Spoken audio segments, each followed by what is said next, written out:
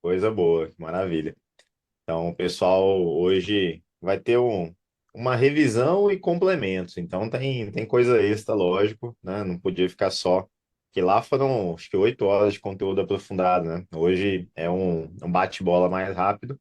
De qualquer modo, eu sou ousado, trouxe bastante coisa, como a gente tem que se comprometer e tem que entregar, né?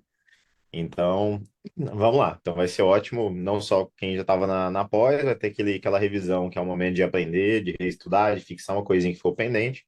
E quem não estava, que eu sei que vários também não estavam, vão ter esse conteúdo pela primeira vez. Como o Sam me falou, eu sou nutricionista há quase 10 anos, há mais de 10 anos, na verdade. Essa área é uma área que eu estudo há muito tempo, pelo menos 8 anos que eu me aprofundo, sou professor de pós-graduação em algumas pós sobre esse tema e também atendo no consultório há bastante tempo com esse foco. Nosso foco hoje aqui é na prática, então eu vou trazer, lógico, embasamentos, mas o foco não vai ser discutir fisiopatologia, discutir, enfim, X, Y, Z, mas sim trazer um resumo e trazer a prática clínica. Como que eu resolvo? O que que eu atuo? Suplemento, dose, manejo etético, fatores e por aí vai, tá? De qualquer modo, vocês têm liberdade total para interagir, para participar. O David tinha me passado, se quiserem, podem ir mandando as dúvidas no chat, mas que também era para eu gastar aí uns 50 minutinhos e deixar uns 10 pelo menos ali para o final para a gente poder discutir. Mas a gente vai discutindo durante, não tem problema, tá? Professor, Vamos lá. só Oi. um adendo, Jefferson. Sim. Normalmente, enquanto você está desenvolvendo a aula aí, a gente da equipe está aqui no chat anotando as principais dúvidas que ficam, porque é comum que nos slides subsequentes acabe que essas dúvidas já são automaticamente elucidadas e a gente deixa para o final justamente aquilo que não foi elucidado, para a gente conseguir Então, ser mais conciso, beleza? Valeu. deixa, David, maravilha. Não vi que você estava aí, não. Coisa boa. Então, esclarecidos. Vamos lá. Então, pessoal, o objetivo hoje é falar sobre transtornos do trato gastrointestinal. E eu já vou começar, digamos, entre aspas, do final, mas dos principais fatores que o pessoal da pós ficou careca de ouvir falar disso aqui, que são capazes de modificar ou de interagir com a nossa microbiota e, consequentemente, com a nossa saúde do trato gastrointestinal. Então, aqui, eu já começo trazendo isso para vocês, porque essa é a base. Essa é a base de qualquer transtorno que vocês queiram tratar, desde um refluxo gastroesofágico até a dispepsia funcional, até a gastrite, passando pela constipação, pela doença inflamatória intestinal, a gente vai passar por todas elas, intestino irritável. Essa é a base. Então, vocês vão ter esses slides, né? Mas saibam que tudo isso é o mínimo que deveria ser feito para depois a gente pensar no manejo específico que eu vou trazer para vocês, desde correção de micronutrientes, ó, que está destacada a vitamina D, mais vale para todos, até, lógico, quantidade e tipo de fibra e adequação e a individualização disso para cada paciente. Então, a primeira metade, o foco é na parte nutricional, a segunda metade, foco principalmente também em estilo de vida.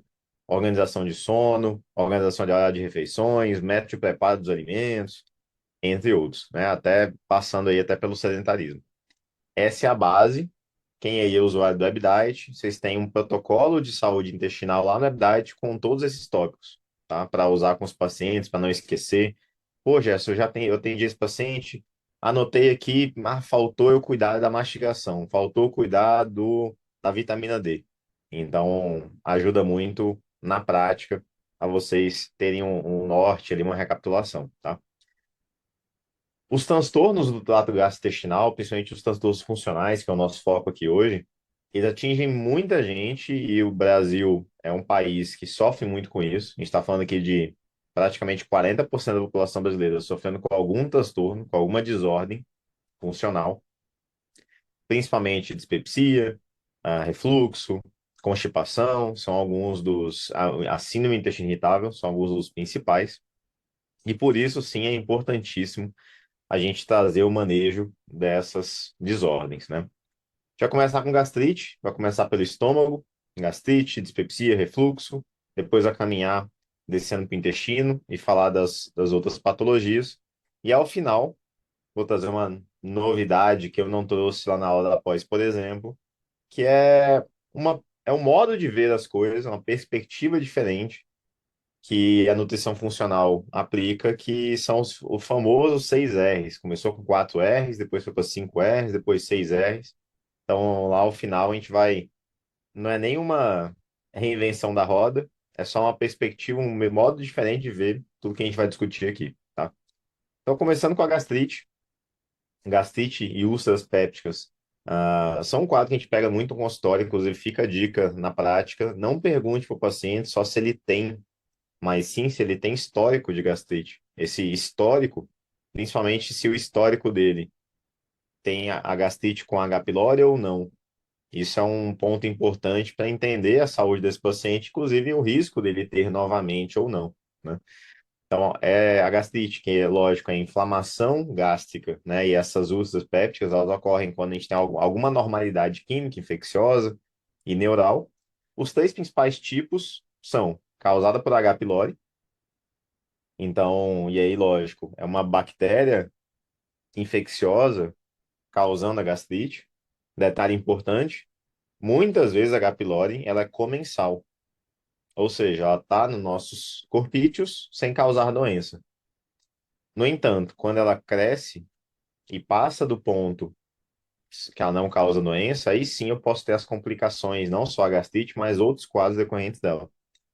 Ou seja, isso aqui é um exemplo também de desbiose, por um tipo específico de desbiose, que é o supercrescimento de uma bactéria patogênica, tá? Então, uma bactéria que pode ser comensal, ela cresce em excesso por conta de desequilíbrios da vida, da nutrição, do sistema imunológico, e aí ela tem a oportunidade de causar doença. Temos também a gastrite causada por anti-inflamatório, principalmente o uso crônico dos anti-inflamatórios não esteroidais. Temos também a gastrite causada por doenças autoimunes, né? Nesse caso, uma doença específica, gastrite metaplásica autoimune. E também tem a famosa, e às vezes não reconhecida pela literatura, gastrite nervosa, né? Vocês atendem e já devem ter ouvido falar. Normalmente, inclusive, o médico classifica assim: gastrite por H. pylori, se não é, é nervosa, né? Sabemos que um estresse sozinho não é capaz de causar uma gastrite, mas o estresse muitas vezes é a gota d'água dentro desse desequilíbrio que existe no estilo de vida, tá? E como foco aqui é trabalhar prática, resoluções. Como que a gente, nutricionalmente, pode ajudar a fazer um manejo da gastrite, pensando primeiro no tipo mais comum que a gente pega, que é causado por H. pylori, né? Jefferson, além de todos os 20 fatores que você falou que são essenciais para equilíbrio da microbiota e tudo mais, então, mais uma vez, aqueles 20 fatores são a base. Usar probióticos, será que pode ajudar na erradicação da H. pylori? Lembrando que quando tem H. pylori, tem que dar antibiótico. Não tem muita conversa. Só que a gente da nutrição pode sim ajudar. Então, sim, trabalhos aqui com 7.000 pessoas mostram que o uso de probióticos pode melhorar a erradicação, pode diminuir sintomas adversos desse antibiótico. E já, qual cepa? Aí temos uma complicação, porque não existe um consenso, nem menos de falar qual é a melhor. Os trabalhos são muito heterogêneos. Então qualquer um? Não podemos falar qualquer um também, mas a gente não sabe qual é melhor do que o outro, tá? Só saibam que é uma complicação. Então eu não poderia hoje falar para vocês, tal cepa é melhor do que a outra. Não tenho informação científica para isso. Mas um cuidado, o probiótico sozinho é capaz de resolver? De modo algum. Então olha aqui, probiótico como monoterapia para tratar H. pylori. Taxa de resolução de 12, 16%. Então, não resolve. Probiótico sozinho tem efeito mínimo em tratar H. pylori, tá? Então, não arrisquemos por aí. Jéssica, eu quero saber da dieta, da base, do principal, que é o mais importante. Sem dúvida. A gente tem que pensar nos fatores que jogam a favor da H. pylori, para a gente reduzir e melhorá-los na alimentação, combater esses fatores. Ao mesmo tempo, pensar o que no nosso corpo e na nossa alimentação pode ajudar a combater, para aumentar essa exposição.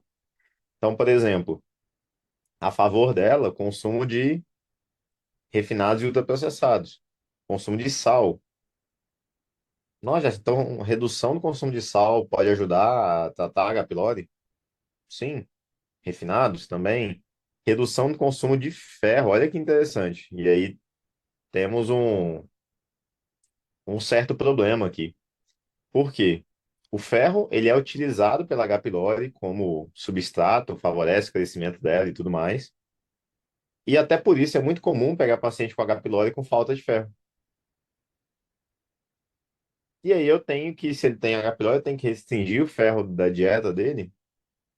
Daí a gente tem que pensar o custo-benefício disso, ou ainda pensar se não é, nesse momento do tratamento, uma opção melhor que ele faça infusão de ferro, para que esse ferro não passe pelas bactérias, pelo trato gastrointestinal, no momento do tratamento agudo. É algo a se pensar também, tá? E as carnes ultraprocessadas. E pensando no que combate que eu tenho que favorecer, padrão rico em vegetais, todos, adequação de vitamina D, pensando na resposta imunológica que favorece o equilíbrio da microbiota, ômega 3 pelo perfil anti-inflamatório e também pré-biótico que existe desse ômega 3. Ele também tem papel pré-biótico, não é só fibra que tem papel pré-biótico. Alimentos ricos em enxofre, resveratrol e sim alguns probióticos que podem ajudar. Então aqui já temos alguns adendos mais práticos em relação a H. pylori, diretamente, tá? Dietético, que pode ser feito. Vou trazer uma outra recomendação que até está em destaque aqui, ó. O comer muito rápido. Quem aí não percebe no consultório que 90% das pessoas não mastigam direito as refeições? E quem aí nutre não mastiga direito a refeição? A maioria, infelizmente. Sempre que eu pergunto isso em palestra, quantos mastigam bem? Uns 10 levantam de 100, né? E por que que eu estou destacando isso em relação a H. pylori, galera? Um dos grandes fatores que faz a gente matar bactérias que vêm da alimentação, porque uma das hipóteses de contaminação da H. pylori é a alimentação contaminada, é a mastigação adequada. A mastigação adequada, por conta da saliva, ajuda a matar a bactéria que vem com a comida. Então, quem come rápido tem mais chance de pegar a bactéria infecciosa. Olha que loucura. Só de comer rápido, tá? Então, é meio que, imagina que a gente tem uma barreira, que é a mastigação e a saliva. Quem come rápido perde essa barreira de controle das bactérias que entram no nosso corpo pela boca, tá? Olha que interessante. Então, é um ponto muito negligenciado e não deveria. Dentro dos fatores de hábitos alimentares que têm relação com a gastrite crônica, não só pela H. pylori, mas a gastrite crônica como um todo, olha só, as bolinhas maiores são as que têm maior relação. Refeições irregulares, em termos de horário, refeição, um horário muito bagunçado. A gente até falou isso na aula da pós também, que a regularidade das refeições é um fator que favorece o equilíbrio da microbiota. Então tá aqui isso na prática, né? Os trabalhos corroborando com isso. Açúcar, comidas muito salgadas, muita carne, comer muito em restaurante, pelo descuidado com higiene, comidas muito temperadas, refeições muito grandes, comidas muito fritas, comida que a gente pega para levar para comer, e aí pelo tempo fora da refrigeração, aquele cuidado todo higiênico sanitário. Snacks, álcool, churrasco, comer muito rápido, chá e café muito forte. Então, são todos fatores que têm relação com essa gastrite crônica.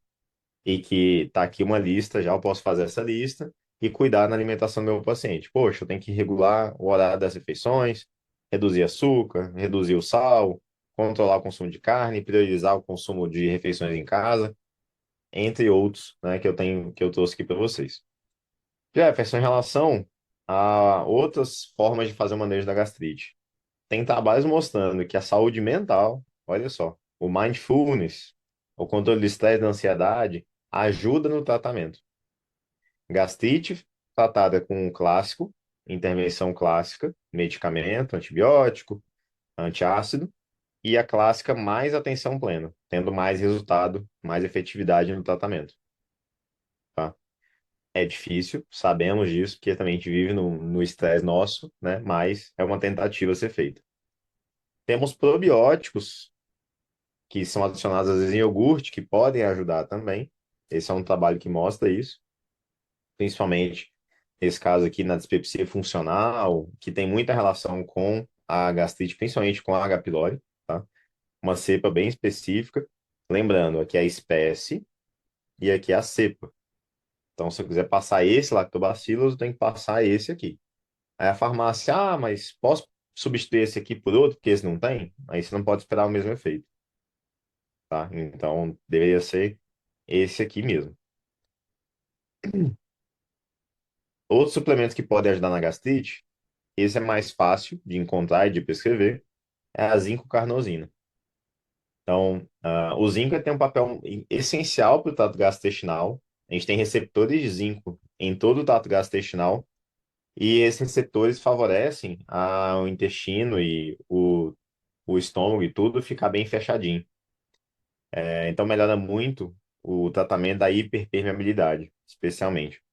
Então, a zincarnosina, esse é um trabalho que mostra o efeito dela no tratamento da gastrite também. Dose de 150 miligramas, 8 semanas, ajudando a tratar principalmente úlcera péptica, tá? Então, é algo a se pensar. Mais uma vez, Jefferson, é tratamento de primeira escolha? É a primeira opção que eu vou passar para meu paciente? Não, tá? Então, a gente faz todo aquele básico. A gente resolve toda a base primeiro. Na segunda consulta, melhorou, mas não resolveu, né? A gente pensa em avançar. Melhor, aí a gente vai aprofundando e colocando a cereja no bolo que já está bem feito, tá? Até beta-glucana, famosa beta-glucana da aveia, tem trabalhos bacanas falando do efeito dela na redução do dano à mucosa. Já trouxe ali no primeiro slide a fibra como essencial para a saúde como um todo do trato gastrointestinal e aqui não seria diferente. A fibra ajuda a recuperar a mucosa e a produção de muco do nosso TGI e a beta-glucana não ser muito diferente disso. 2 a 3 gramas de beta-glucana, isso aqui a gente encontra em 20 a 30 gramas de aveia. Nada demais. Consumo que a gente pode ter no café da manhã. Durante 30 dias, reduzindo o dano em mucosa. Então, algo a se pensar também. E por último, não menos importante, não só em relação à gastrite, mas também ao refluxo, a gente tem a danada e famosa da espinheira santa. Alguém aí já tem prática, já usou, já tomou, já prescreveu? Se não, pense com carinho. A espinheira santa é como se fosse um prazol da natureza, ou um prazol natural. Mas o prazol tem um monte de contraindicação. Tem, espinheira santa também tem seus colaterais. Só que qual que é o grande ponto? O efeito dela é muito mais brando. Então, sim, ela tem um efeito de diminuir a produção de ácido, isso é um ponto, tá? Só que ela diminui pouco. Inclusive, ela é muito boa para ajudar no desmame de prazol. Fica o conselho. Só que, ao mesmo tempo, ela também tem um papel antioxidante, anti-inflamatório no estômago, que ajuda a recuperar essa mucosa gástrica. E isso o medicamento não faz, né? Ó, a Mariúcha já usou, né? O extrato, chá, coisa boa. A Lívia toma, coisa boa. A Tatiana já usou também, legal. E aí, ou chazinho, e aí normalmente se faz com uma colher de sobremesa da erva, né? Ou cápsula, e aí o extrato seco mesmo, 2 a 3 vezes por dia. Normalmente a recomendação para esse uso medicamentoso, esse uso agudo, digamos assim, né? Ah, Sônia, é verdade? Funciona? Minha filha tomava omeprazol, substitui pela espinheira, coisa boa, Sônia. Lembrando, eu não recomendo particularmente o uso crônico, de eterno, porque diminui a produção de ácido. Então, assim, o uso assim, né? 3 vezes por dia, igual a gente está usando como dietoterapia. Agora, vou usar, vou tomar eventualmente, ok, né? Beleza. Mas é dessa forma, é para tratar, né? Tratamento efetivo. Refluxo gastroesofágico, indo para nossa segunda desordem funcional aqui também dispepsia, né? Começando pela dispepsia, depois passar para o refluxo. A dispepsia nada mais é do que má digestão. É o nome técnico da má digestão. Então, alguém falar, tô com sintoma de má digestão, tô arrotando, tô sentindo estufado, empachado, etc. Isso são sintomas de dispepsia, né? Dor no estômago, azia, náusea, plenitude pós-prandial, que é esse empachamento, inchaço abdominal, essa saciedade precoce, são todos sintomas da dispepsia. Tá? E que dispepsia não é um diagnóstico, é um conjunto de sintomas.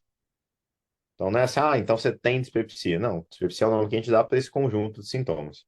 Tá? O que pode causar essa dispepsia? Muita coisa. Então, desde fatores biológicos, genéticos, até mesmo alergias, fatores psicológicos, então o psicossomático impacta muito na saúde digestiva. Quem nunca percebeu, você está no meio de um almoço, numa refeição, aí você vê uma notícia ruim na TV e dá na hora. Má digestão, náusea, você não quer comer, perde apetite. Agora imagina a pessoa passar o dia inteiro estressada, ansiosa, cabeça assim, né? Então isso sim também afeta, tá? Por isso que o tratamento da saúde digestiva também tem que tratar a cabeça. Isso é inegável. Temos a parte fisiológica toda, muitas vezes a falta de ácido, a hipocloridria causa dispepsia. E temos também infecções, dieta, H. pylori causa dispepsia. A H. pylori, quando ela está dominando o estômago, ela inibe o ácido, ela neutraliza o ácido para ela conseguir viver ali. Olha que interessante. Ou seja, a H. pylori causa hipocloridria, falta de ácido clorídrico. O ácido não é essencial para a digestão proteica? É essencial. Então eu já tenho prejuízo digestivo. E naturalmente vou comer uma carne, ela vai pesar no meu estômago, tá? Então saibam disso. O que que a gente tem que fazer, né, para essa dispepsia? Primeiro, entender as causas, como a gente falou, estresse e ansiedade, cigarro, café em excesso, álcool, o sobrepeso e obesidade, né? Além de comida muito gordurosa, de refeições muito grandes, daquele consumo energético também exagerado, às vezes pimenta, capsaicina pode ser algo irritante para quem já está mais sensível, né? São todos fatores que a gente deve cuidar, comida muito condimentada, para diminuir a dispepsia desse paciente. Além da mastigação, comentei para vocês, e de todos os 20 fatores que eu mostrei lá no primeiro slide, tá? Mais uma vez, tudo isso é a base da dispepsia. Vamos supor que eu entendi que esse paciente tem hipocloridria, efetivamente. Eu vejo que a digestão dele, principalmente com carne, é muito ruim. Ele reclama, só que a pessoa come 150 gramas de carne e já fica 4 horas, 5 horas lembrando da carne, empachado, cheio. Tem gente que é assim, tem gente que come 300 gramas de carne e 3 horas depois já tá com fome. Tá tudo certo, tá? Essa pessoa que tem dificuldade de digestão, principalmente de carne, isso é um teste muito prático, né?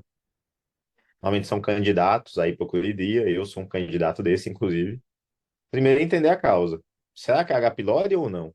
Porque se for H. pylori, tem que tratar H. pylori. E como é que vai saber? Aí, galera, endoscopia. Não tem como fugir da endoscopia, né? E se não for H. pylori? E se for, por exemplo, alguma disfunção orgânica mesmo? Uma pessoa que naturalmente produz menos, pouco, ou que tem uma carência nutricional, que está atrapalhando a produção, a gente pode e deve suplementar, principalmente durante um período inicial de tratamento. Suplementar o quê? Ácido clorídrico. Qual a forma que o nutricionista suplementa ácido clorídrico? Na forma de betaína HCl. HCl é de cloridrato, cloridrato de betaína. O que importa aqui pra gente é o cloridrato. A betaína é só um veículo para fazer um sal ali, a gente conseguir suplementar isso. Qual a dose que a gente suplementa? A gente começa com doses mais baixas, 300 miligramas, por exemplo. E em que momento? Tá até aqui, ó, meal time supplementation. Que horas que eu devo suplementar, né? Prioritariamente, 15 minutos, 10 minutos antes da refeição.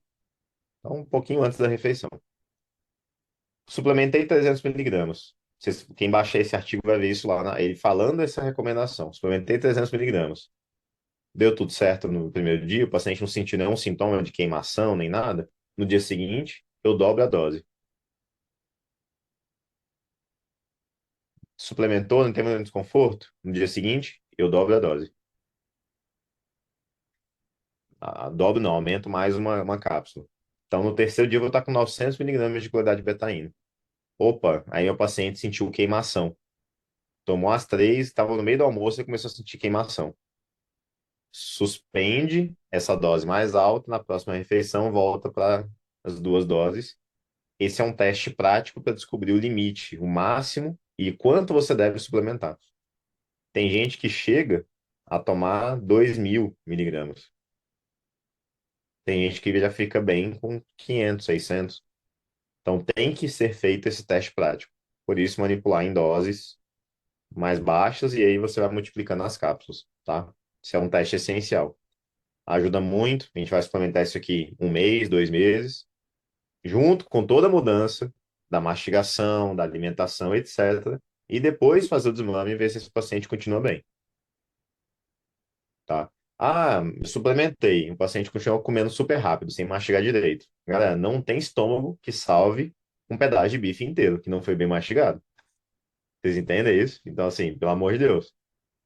Aí entra na mesma daquele paciente que não consegue tirar o omeprazol. Ele não muda a alimentação, ele não dorme direito, ele não muda nada. Aí, lógico, se ele tirar, ele vai ter o refluxo que ele tinha antes. Ele vai ter a gastrite, né? Então, a mesma coisa, tá? Inclusive, indo pro refluxo agora. ah, Refluxo é a complicação da azia. Tenham em mente disso. A azia é o ácido saindo do estômago e tocando o esôfago, dando uma queimação no esôfago. Se esse ácido e essa comida, esse quimoácido, né? A comida mistura vira quimoácido, volta até a boca, a gente tem um refluxo caracterizado. Pode ser refluxo da comida, que nem é tão ácido assim, pode ser o refluxo mais ácido, até no jejum, né? Pode ser refluxo noturno, enfim. Tem uma relação fortíssima com obesidade. Porque desde o começo, mastiga rápido, saliva pouco, até alterações de motilidade, a pressão torácica. Olha que interessante, a gordura visceral, a gordura abdominal apertando o estômago, favorecendo a comida voltar. Olha que loucura. Fora a hernia hiatal, entre outras questões. Então, tem que emagrecer? Sim. Faz parte do tratamento do refluxo gastroesofágico, tá? Tem relação com diabetes. Em termos de alimentação, tem muita coisa que a gente tem que individualizar. Já é tomate. Eu como tomate e sinto nada. Então, você não precisa tirar. Mas muita gente, principalmente com molho de tomate, sente que favorece o refluxo. A gente tem um norte que a gente individualiza, tá? E não bastasse esses alimentos específicos, comida muito gordurosa e comida muito açucarada ou carboidrato refinado. Galera, atender o paciente com refluxo tem que evitar e reduzir o máximo possível a combinação de farinha e açúcar com gordura. Ela é batata para causar refluxo em quem já tem predisposição. Na prática, farofa é farinha e gordura. Pão com manteiga, tapioca com manteiga, bolo, frituras, salgado frito, creme cracker com manteiguinha, e por aí vai. Se junta isso ainda a café, que é o que muita gente faz, café da manhã, um bolinho com café. Aí no almoço, farofa. E um cafezinho depois com docinho de sobremesa. Aí de tarde, um salgado frito com um café. Pô, me desculpa, mas tá pedindo para ter refluxo o dia inteiro. E ainda isso, se sentindo extremamente estressado o dia inteiro, porque tá no trabalho, tá aquela correria. Olha só, isso aqui são os principais fatores que têm relação com as crises de refluxo. Então, se a gente quer tratar a causa, a gente tem que melhorar isso, né? Ó, e outras coisas bestas. Parar de comer antes até de sentir extremamente cheio. Continuar comendo depois de estar cheio favorece refluxo. Sim, é meio óbvio, mas sim, né? Então é o básico que deve ser bem feito e que muita gente já não faz esse básico, tá? Esse é um problema. Resumão dessa parte inicial, principalmente quando a gente fala de estômago para cima. Daí a gente vai descer agora para intestino irritável, para doença falta intestinal, constipação. A fisiologia gástrica, ela é voltada à produção de ácido, enzima e fator intrínseco. além de armazenar o alimento. A H. pylori é a principal agente patológica gástrica, pensando em bactéria. Ela pode causar gastrite, úlcera, câncer, dispepsia, mas não é a única. Tem outras bactérias que também podem causar. O foco inicial tem que se ajustar à base. O que eu como eu como. Atenção plena e mastigação. A gente estuda, a gente ouve falar, mas botar em prática são outros 500. Não estou fazendo jabá, mas é o software que eu uso.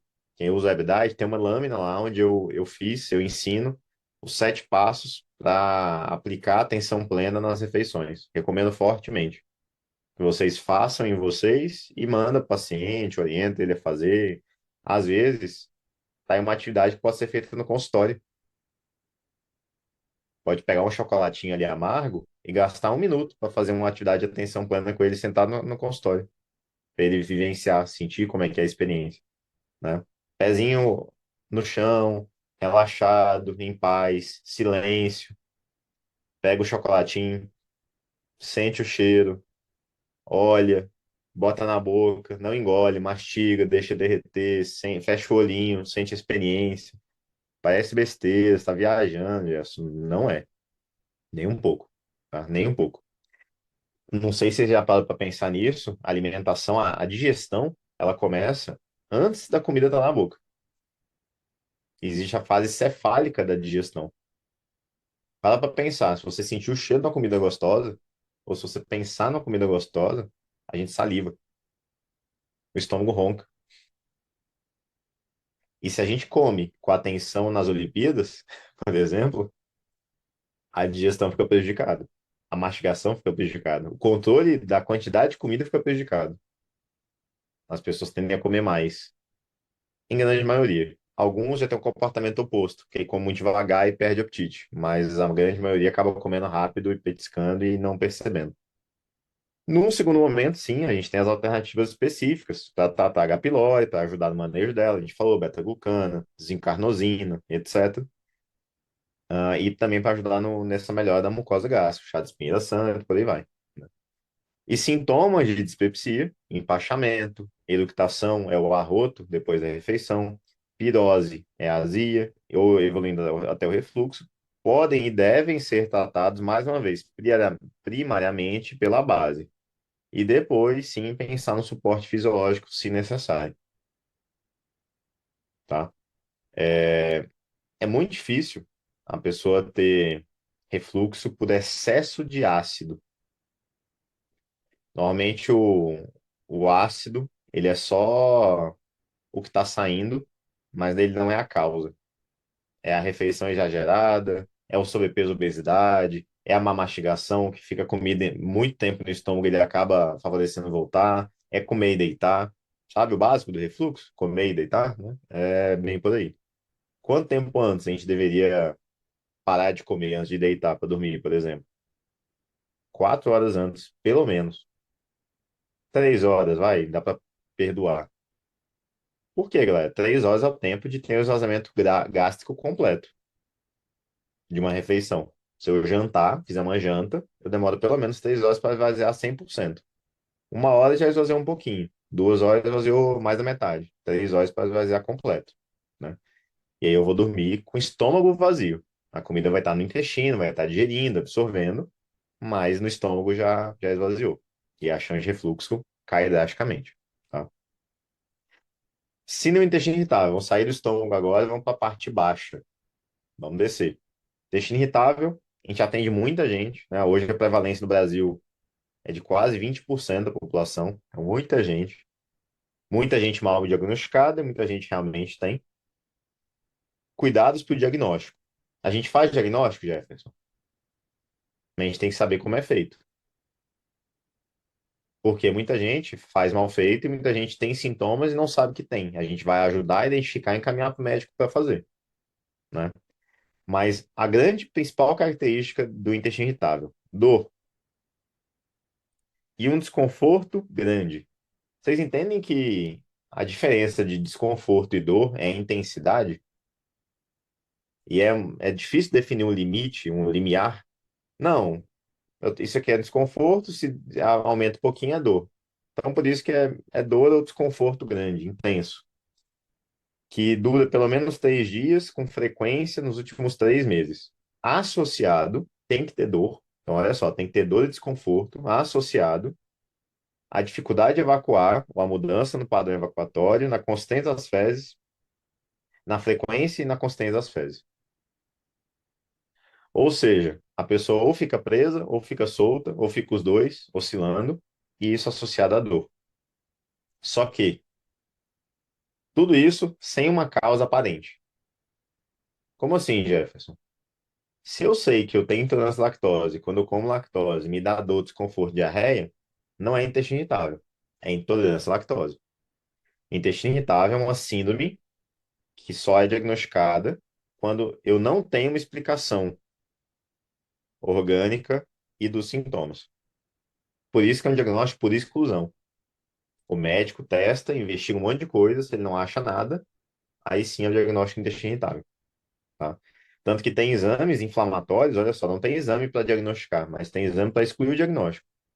Se a pessoa tem uma PCR alta ou uma calprotectina alta, que são marcadores inflamatórios, esse aqui sistêmico, esse aqui das fezes, isso aqui descarta intestino irritável, que mostra que tem alguma coisa infecciosa, que não é intestino irritável. Olha que curioso, tá? O intestino irritável ele pode ser constipado, pode ser diarreico e pode ser misto, que é a pessoa que fica alternando para os dois. Então, já é um paciente constipado crônico pode ter intestino irritável? Sim, tá? Antes, só para vocês entenderem um pouco mais da base, né, o de intestino irritável era visto como uma desordem funcional só. Hoje, ele é visto como uma desordem da interação do cérebro e intestino. Tratar a cabeça no intestino irritável não é uma opção, é obrigatório. Então, se você atende com algum paciente com intestino irritável, se você tem intestino irritável, o mínimo que você tem que estar acompanhando e fazendo é terapia. Dependendo, junto com o psiquiatra também, para fazer terapia mais medicamento. É o mínimo. Além disso, ter suporte familiar, além disso, ter apoio emocional e também religiosidade, fé e tudo mais, tudo que ajuda a cabeça a funcionar melhor. Isso é obrigatório para ajudar a tratar intestino irritável. Não se trata de intestino irritável sem tratar a cabeça, mais uma vez, tá? Essa é uma guideline de tratamento clínico. Então, querem dar uma lida sobre, quero ler com calma? Tá aqui, uma guideline 2020 sobre manejo clínico do intestino irritável. Muito boa, por sinal. Ela, não é ela, né? Outros trabalhos trazem pra gente que sim, o intestino irritável atinge mais as mulheres, tem toda uma questão de formação da microbiota na infância, mas tem destaque, somatização. Pessoas com histórico de abuso sexual, com estresse, com baixa qualidade de vida, com ansiedade, depressão e somatização. É gatilho fortíssimo. Somado a isso, sedentarismo, problema de sono. Estão vendo? É isso que a gente ajuda a tratar, resolvendo as causas. Então, mais uma vez, o tratamento tem que ser em conjunto. Psicólogo, psiquiatra e, sim, agente da nutrição. A base, mais uma vez, vale também para esse paciente. Eu sei que todo mundo já vai querer dieta low FODMAP. Já ouvi falar, Jeff, de low FODMAP para intestino irritável. Galera, eu atendo muito paciente com intestino irritável, e low FODMAP não é fácil de ser feito. Não é. E não deve ser o tratamento de primeira escolha. A gente organiza a casa primeiro. A gente organiza sono, frequência da alimentação, mastigação, fruta, organiza a casa. Se ainda assim persistirem os sintomas, depois de 3, 4 semanas, a gente pensa no, a base, aquela base que eu trouxe para vocês no primeiro slide, vale para todos os quadros aqui. Probiótico pode ajudar? Poder pode, com evidência baixa, mas pode. Tem aqui as cepas, tá? Então, poder pode. Outro suplemento que tem efeito comprovado é a hortelã-pimenta. Efeito fraco, mas tem. Por que fraco? Um a cada 3 melhora os sintomas gerais. Um a cada 4 melhora a dor abdominal. De 4 pacientes que eu passar, um vai ter uma melhora significativa. E não vai resolver sozinho, vai ter uma melhora significativa, tá? Mas tem evidência, é interessante, inclusive é um dos poucos que tem evidência. Isso aqui vem naquela guideline, tá? Normalmente a gente usa de 1 a 3 gotinhas, o extrato oleoso e tudo mais, tá? Então, vale, é uma opção. Dieta low FODMAP, sem dúvida, mas mais uma vez não é a opção de primeiro tratamento. FODMAP, para quem não sabe nem o que é, são carboidratos muito fermentáveis. Próprio, própria lactose é um FODMAP, a frutose é um FODMAP. E a frutose, sim. Primeiro cuidado, cada um de nós tem a microbiota única. Então, vai fermentar dependendo da microbiota de cada um. Pode ser que a Juliana coma maçã e fermente. Pode ser eu com a maçã e não dê nada. Quer dizer que ela fermenta frutose e eu não. Um exemplo, tá? Tem uma tabela que eu vou disponibilizar para vocês, que é um guia, na verdade, Low FODMAP, que eu fiz com a equipe, eu vendo esse guia, mas vou mandar para vocês, tá? Que ele traz os alimentos com as quantidades e, olha que interessante, com essa informação a gente sabe que a maioria das pessoas tolera até 75 gramas, 40 gramas aqui de batata doce. 120 já tem alto teor de FODMAP. Ou seja, tem quantidade. Eu sei que vocês nunca viram isso aqui em tabela nenhuma. Só fala assim, tem baixo teor e tem alto teor. Não fala nada de quantidade. Banana. Ah, banana tem baixo teor. E se comer duas? Já não tem baixo teor. Olha que interessante. Então eu vou mandar esse material para vocês. Usem, abusem, tá? Só não revendam, até porque eu não estou nem vendendo para vocês. Então usem. Dá para os pacientes, dá para todo mundo, tá? Só, enfim, não precisa ganhar dinheiro em cima, né? Ética. Então, galera, intestino irritável. A base que a gente tem é essa, é aquele manejo da base, alguns poucos suplementos que podem ajudar. Tem algumas fibras também que podem ajudar, a goma guar, por exemplo, tem mais estudo, ajudando tanto intestino constipado como diarreico, 5 gramas por dia, tá? Mas saibam que a base, como eu trouxe para vocês, é o tratamento psicológico, tá? Eu diria até, entre aspas, mais importante que o dietético, por incrível que pareça. Nesse caso, o intestino irritável, tá? Doenças inflamatórias intestinais. Dando uma pincelada breve, elas são doenças que têm uma base imunológica muito forte e genética, uma suscetibilidade genética associada à desbiose, ao estilo de vida ruim e à resposta inflamatória da imunidade, né? A gente tem as duas principais, o Crohn e a colite ulcerativa, com manifestações diferentes e tudo mais, mas bem graves, de um modo geral, né? Sangue nas fezes, febre, então, são doenças bem importantes. O Crohn podendo gerar até fístula, né? O quadro de abrir um buraco no intestino. E a colite ulcerativa já é uma resposta inflamatória diferente, que normalmente tem mais muco, atinge mais a mucosa, a submucosa, então são lesões diferentes. Da nossa parte, a gente tem que cuidar o quê? Principalmente da microbiota, por meio daqueles 20 fatores, por meio da dieta, do controle do estresse, do evitar o uso de medicamentos desnecessários, porque são todos fatores que causam a desbiose, que somada à genética vai desencadear a doença, tá? Sendo mais específico, em relação às doenças inflamatórias intestinais, a hipótese higiênica é muito responsável por causar, tem relação de causa e efeito. O que é hipótese higiênica? É excesso de higiene, galera, por incrível que pareça. Esse mundo de álcool gel para todo lado. Isso aí não favorece o equilíbrio da imunidade. Lembra só o seguinte, criança criada em bolha. Você acha que ela fica mais doente ou menos doente? Então, tá? A sujeira e o meio ambiente, até certo ponto, são importantes pra gente. Nem muito, nem pouco, tá? Anticoncepcional, Jefferson, sério? Seríssimo. Então, se eu tenho uma paciente que já tem a doença e usa anticoncepção oral, será que vale a pena ela pensar em outros métodos contraceptivos? Até isso impacta, que impacta a microbiota e saúde intestinal e tudo mais. Anti-inflamatório e antirreumático. antibiótico, cigarro. Cigarro aumenta até 4 vezes a chance de ter uma doença faltar intestinal, tá? Principalmente pelo cádmio, que é o metal tóxico que vem do cigarro. Deficiência de vitamina D, baixa fibra, sedentarismo, emulsificantes, nem tem uma lista de fatores aqui, tá? Sedentarismo, Jefferson, sim. E aí, já falando disso, esse era o 22º fator daquela lista da nossa primeira slide. Adianta malhar pensando em saúde intestinal? Me desculpa, mas infelizmente não. Que exercício que eu tenho que fazer para saúde intestinal?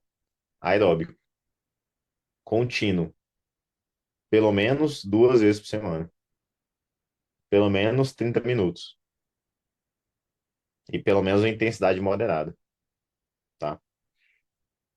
Em termos de dieta, além daquela base toda que eu vou falar para vocês, é o que resolve, é o que tira o paciente da crise e mantém ele sem crise muito tempo. Tem algumas estratégias específicas que algumas têm fundamento, outras nem tanto, que poderiam ajudar. Então, por exemplo, paleo. O que bom da dieta paleo pode ajudar no doença faltar intestinal? Reduzindo o industrializado. Faz algum sentido? Faz. Tirando isso, nada demais. Dieta low FODMAP. No momento de crise, um paciente que está fermentando muito com diarreia, quem sabe? Quem sabe, tá? E lógico, um perfil dietético anti-inflamatório. Isso é bem óbvio, né? Temos probióticos que podem ajudar também. Sim, é um fato. Tem prebiótico que pode ajudar também. Especialmente, eu gosto muito da inulina, fica a dica, de 1 a 5 gramas por dia. Fermenta pouco, não costuma dar muito desconforto. Pós já tende a fermentar muito. Cuidado, tá? E a beta-glucana também, que é fácil de achar e de fazer um manejo, né, no dia a dia. Último quadro, depois para a gente ir para os 6 R's.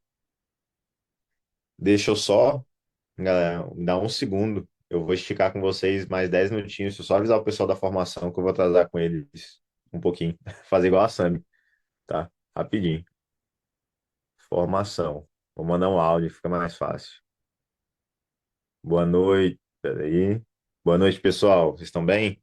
Tô terminando uma outra aula. A gente entra hoje 8h05, no máximo 8h10, tá? Já já mando o link para vocês. Até já. Pronto. Vamos lá. Constipação. Primeiro a gente tem que saber identificar se esse paciente é constipado de verdade ou não. Saibam que até isso já é uma dificuldade. Tem que ir todo dia ao banheiro? Por incrível que pareça, não. Até dia sim, dia não é aceitável. Olha só. Primeira coisa importante, tá? Constipação. A pessoa tem que ter dois sintomas, pelo menos.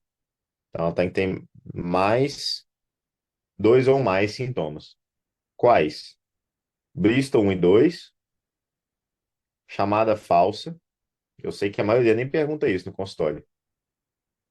Quando você vai ao banheiro, você sente que foi tudo embora? Evacuação incompleta e chamada falsa. Toda vez, se acontece de você ir ao banheiro e não conseguir evacuar, isso é chamada falsa. Chamada falsa, evacuação incompleta, menos de 3 vezes por semana. Eu falei que 3 vezes ainda é aceitável. Menos de 3 vezes, ou seja, 2 vezes por semana já é um problema. E muito esforço para evacuar. Desses 5 fatores, se a pessoa tiver dois, ela tem constipação, tá? Então a pessoa pode ter constipação com Bristol 4? Pode. Com cocô banana macia? Pode. Se ela tiver evacuação incompleta e for 2 vezes por semana só, ela tem constipação, tá? A constipação, ela pode ser aguda, ela pode ser, e aí passa em menos de uma semana, pode ser crônica. Eu fui um constipado crônico, Samira também foi, ela comentou na nossa live lá.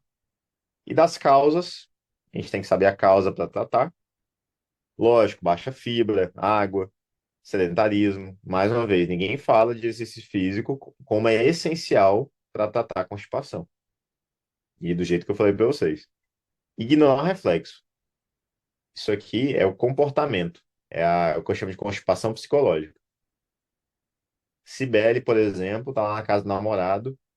ou estava jovem na casa do namorado, dava vontade de ir ao banheiro, ela não ia, porque tinha vergonha. E se eu for ao banheiro e tiver gases, e fizer barulho, e entupir o vaso, não é isso que passa na nossa cabeça? E aí tinha vergonha, imagina. Aí ia lá e prendia, ignorava, dava vontade e prendia. Aí você imagina, o cocô tava bonitinho pra sair. Prendeu, no outro dia, quando for, ele ressecou, porque ele tá no intestino, vai continuar reabsorvendo água, ele fica mais ressecado. E aí você desencadeia uma constipação, por questões psicológicas, muitas vezes, tá? Pode ser medicamento, principalmente antidepressivo, ansiolítico. Pode ser alergia alimentar. Alergia, qualquer uma. Alergia a leite, alergia a glúten, tá? Então tem muitas possíveis causas. Que tem as classificações direitinho aqui, depois vocês podem dar uma olhada. Pode ser intestino irritável, como a gente falou, né? Já probiótico pode ajudar a tratar a constipação? Poder pode. Eu nunca usei. Por quê? Porque nunca precisou.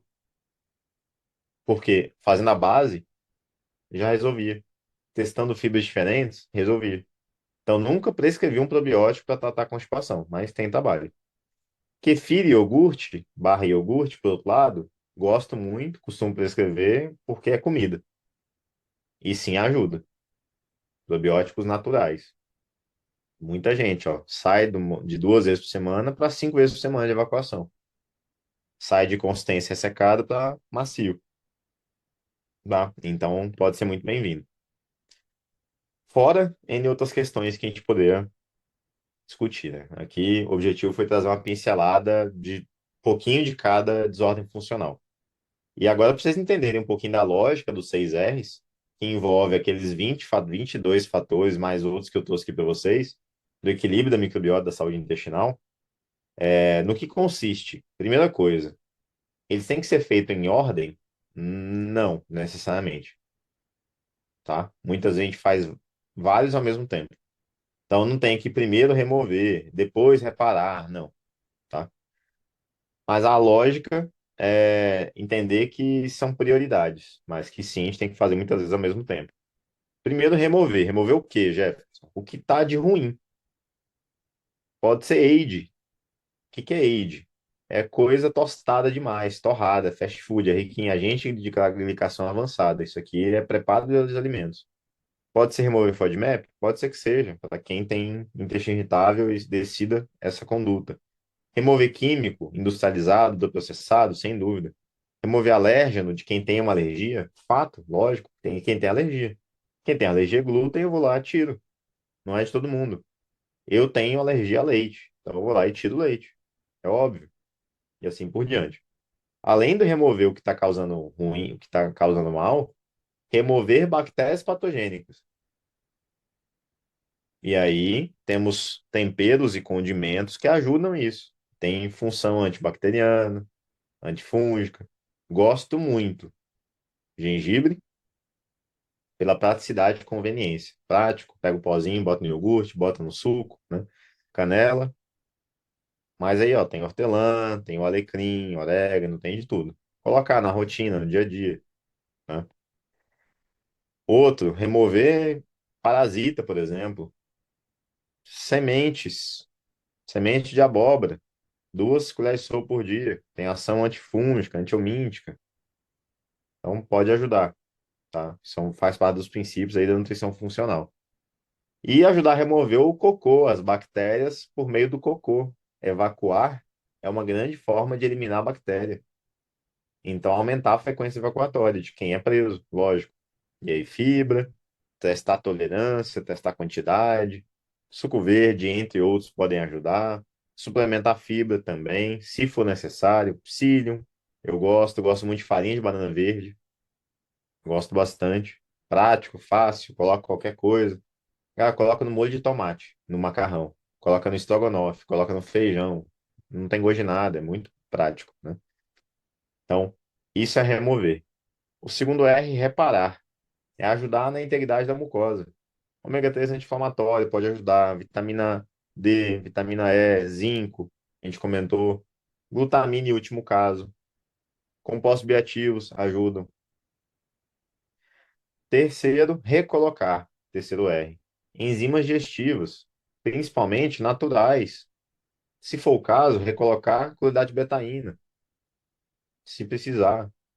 Aqui a gente consegue de onde? Abacaxi, mamão, kiwi, são frutas que ajudam no processo digestivo, né?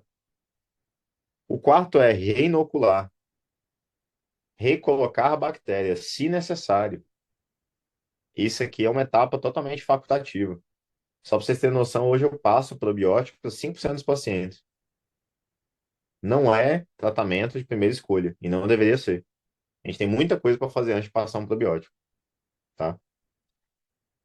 Quinto é reequilibrar, e é outra coisa que as pessoas negligenciam muito. Estresse, meio ambiente, emocional, negligencia, sendo que é a base. Galera, é a base para conseguir seguir a dieta. Porra, dorme mal, fica com mais fome. Tá estressado, desconta na comida. O único prazer da minha vida é comer. Cara, tem coisa errada. Não, não é errado isso. E muita gente vive assim. Então, né, a gente, no mínimo, tem que pensar nisso. E o último R, reavaliar. O que é reavaliar? Melhorou os sinais e sintomas? Ah, melhorou 50%. Ainda tem aqui alguns. Então, agora eu vou aprofundar. Eu vou fazer um tratamento específico. Depois que a base já está bem feita e ainda tem alguns sinais e sintomas. Exames de sangue podem ajudar? Podem. Exame de fezes pode ajudar? Lógico, né? Ver minha conduta, se eu vou mudar, se eu não vou, se eu vou suplementar alguma coisa. Esses são 6R. Daí começa o ciclo de novo. Vou suplementar. Então, vou reavaliar, vou implementar, vou mudar outras coisas, vou implementar outras mudanças e assim por diante. Último recado: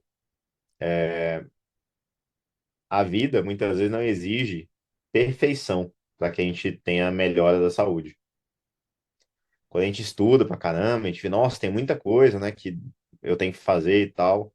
E se o paciente perguntar assim, doutor, eu tenho que fazer tudo isso para ser saudável? Que às vezes fazer tudo, não consegue.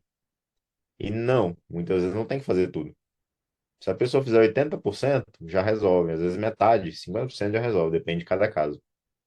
Então, ter isso em mente, elencar prioridade, né? Trabalhar um pouco isso, sem muito estresse, por etapas com o paciente. Acho que é o recado que eu posso dar para vocês. Muitas vezes a gente, por excesso de informação, trabalha com muita coisa na primeira consulta, e o paciente fica perdido, não consegue seguir.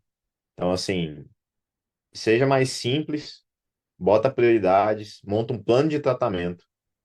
3 meses, 6 meses, ó, a gente vai fazer nesse primeiro mês isso, daqui a um mês a gente vai fazer outra coisa, daqui a outro mês a gente vai fazer outra coisa, e assim a gente vai evoluindo, tá? Assim como ninguém começa na academia puxando peso pesado, treinando 2 horas por dia, ninguém melhora a alimentação da noite pro dia. É um processo de crescimento, de amadurecimento, que a gente tem que ajudar esse paciente nesse processo, tá? Espero ter contribuído minimamente nessa 1 horinha nossa aqui a trazer um panorama, dar uma revisão para quem teve aula da pós, para quem não teve, trazer um panorama geral aí da saúde intestinal. Mais uma vez, não abandonem o básico, tá? Aquele básico bem feito resolve 90% dos pacientes. E tô aqui, galera, para quem vocês quiserem trocar um pouquinho de ideia. E Mariuxa, sem dúvida, não existe tratamento nutricional, uma dieta resolve a vida.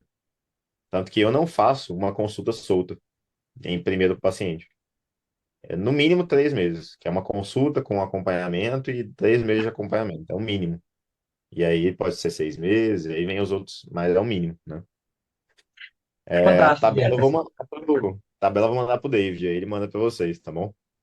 E aí, Deixa David? eu, para a gente não te atrasar lá também. Pessoal, assim Tá, que o professor sair, a gente fica aqui mais uns 2, 3 minutinhos para dar alguns avisos a vocês e tirar algumas dúvidas também quanto a essa questão do fluxo do material, beleza?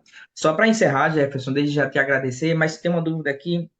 Algumas bom, das que eu anotei, eu vi que foram elucidadas, né, ao decorrer da aula, mas uma foi inclusive de Ju, que foi sobre a questão do desmame da betaína HCl. Como é que é possível ser feito? Como é que tu vê essa questão? ótimo.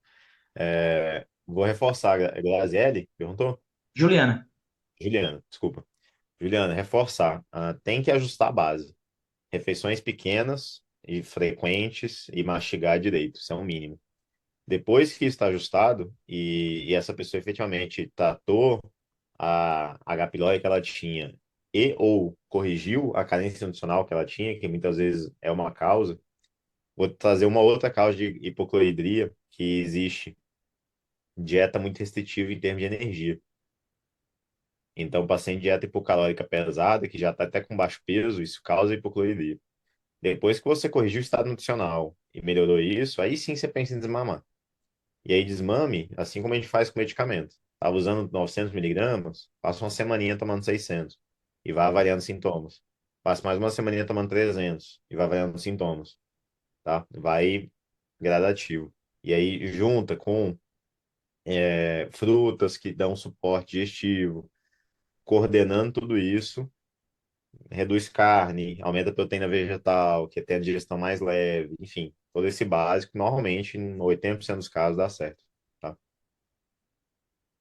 Respondido, Ju? Beleza, então, professor Jefferson, no mais, algumas outras perguntas aqui remanescentes, mas que eu acredito que a gente consegue contribuir aqui, que são questões um pouco mais simples, então não vou mais tomar teu tempo, desde já te agradecer em nome de Samira e toda a equipe NutriAcademy, todos os alunos que estão aqui. Hoje a gente tem alguns que são novatos por aqui e ninguém melhor do que você para recepcionar com essa aula. Eu estava aqui pensando comigo, como danado ele conseguiu resumir tanto assim. Eu queria ter esse poder de resumo, sabe? Que eu não tenho definitivamente essa capacidade. Mas, eu- mas enfim, cara, parabéns. De É, verdade, eu admiro isso. Enfim, mais desafio. uma vez te agradecer. Valeu, valeu demais, David, pessoal. Super correria, mas faz parte. Tem meu Instagram aí, galera.